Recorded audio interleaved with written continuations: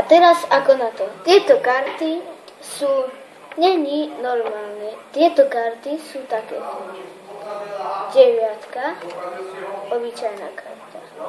9, obyčajná karta. A tak to chodí až do konca balíčku.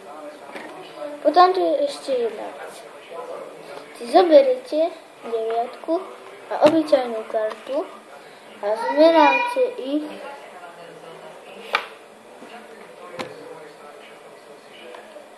tak tá obyčajná karta je o milimeter väčšia, takže keď tie karty ukazujete takto,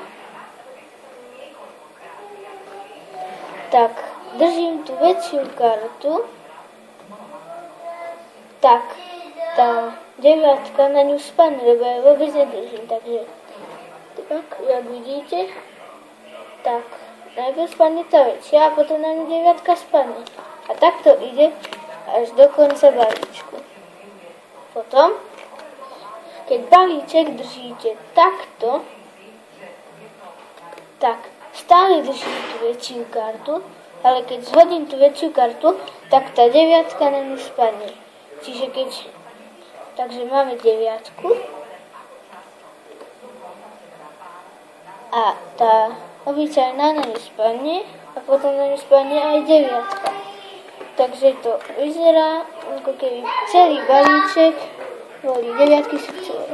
Takže dovtedy čusto.